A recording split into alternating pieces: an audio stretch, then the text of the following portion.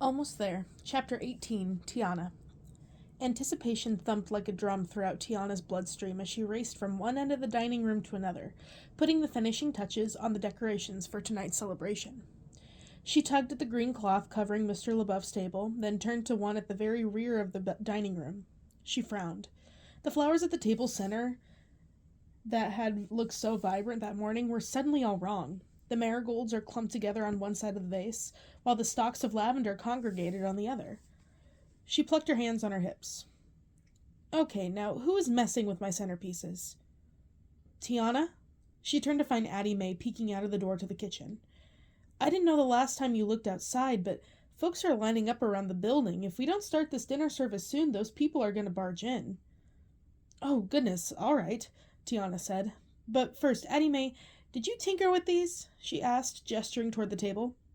I serve food, I don't decorate, was her head waitress's answer. She murmured. Maybe it was one of the other girls. Tiana quickly rearranged the flowers, but when she turned to the door, something else caught her attention out of the corner of her eye. She whipped around to look at Miss Rose's painting of the Mardi Gras Indians that she'd hung up earlier. She tapped her finger against her lips, counting in her head as she studied the portrait. Weren't there 6 men? She whispered. Tiana was sure she had seen at least half a dozen colorfully dressed men in the painting, but now she only counted 5. Tiana, Addie Mae called again, motioning to the door. I'm on it, Tiana said. She glanced once more at the painting, thinking that she really needed to get some sleep once she was sure this kickoff celebration was a success. She rushed over to the kitchen and opened a door, a crack, poking her head inside. Are we ready? Ready, Jody and Carol Ann replied in unison. Ready as we'll ever be, baby girl. Tiana smiled at her daddy, who wore one of the new aprons her mother had surprised them both with earlier that day. She painstakingly embroidered their initials on the front panel. Okay, Tiana said. It's time for T&J Supper Club to kick off the Mardi Gras season in style. She headed to the front door, though Addie Mae had warned her she could scarcely believe the line of people waiting. Tiana smiled wide as she welcomed the patrons filing inside.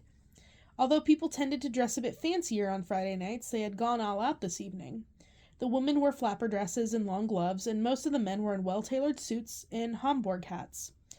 Just as she predicted, her dining room would be bursting at the seams with people eager to hear Rudy Davis and the All-Stars. Tiana's smile grew even wider as she spotted Buford, the cook at Duke's Cafe, where she had once worked, walking toward her. Well, hello there, Buford. Tiana, he replied with a nod. He gestured to the door, a sheepish look on his face. I thought I'd come check out your new restaurant. I've been hearing good things about it. Have you now? She asked. Well, come on in. She held her hand out with a flourish. It would be rude to reveal his obvious discomfort, but then again, Buford had taken every opportunity to make fun of her dream back when she'd worked at Duke's. Oh, Buford, Tiana called. Why don't you bring that trophy you get for winning the Kentucky Derby next time? His forehead creased in confusion, making Tiana wonder if he remembered the time he told her he had a better chance of winning the horse race than she had of opening a restaurant. But then understanding dawned in his eyes. I guess I deserve that, Buford said. Tiana decided to take pity on him. I'm just messing with you, she said teasingly. There are no hard feelings. In fact, I'll be sure to make my way down to Duke's soon. It's been a while since I had your flapjacks. Flapjacks? Why, I haven't made those in quite some time, Buford said. Why not? They were your best sellers after my beignets, of course. Well, Duke's has been closed for a while, so... Closed? Tiana's head snapped back in surprise. Since when? Going on a year now, Buford said. He looked at her as if she'd lost a few of her marbles. Tiana's heart skipped a beat. But Buford, She only left her job at Duke's about 5 months earlier, just as she and Daddy were gearing up to buy the restaurant. He had to have been mistaken. I'm going to go in and get myself a seat, Buford said. Yeah, Tiana whispered. Go on in. She had a hand on to her stomach. She thought about her conversation with Miss Marjorie at the streetcar stop yesterday, and with her brother, Mr. Phillips, and Mr. Smith at the fabric shop. All of them had behaved as if parts of the past didn't exist. She recalled the strange buds on the barrettes, the changing painting, the wilting flowers. Once again she felt like she was losing it. Could this be... No, the Shadow Man didn't have that kind of power. He didn't have access to her possessions, let alone the memories of random people. But they weren't just random people. A little voice in Tiana's head countered. They were all people she had connection to, albeit loosely, in one way or the other. Hadn't he warned that he would bring harm to folks she knew? What if this was the start of it? What if her loved ones, the friends and family she was closest to, were next? It's all one big coincidence, Tiana murmured, although that was becoming harder and harder to believe. Tiana forced herself to return her attention to the guests still filling into the restaurant.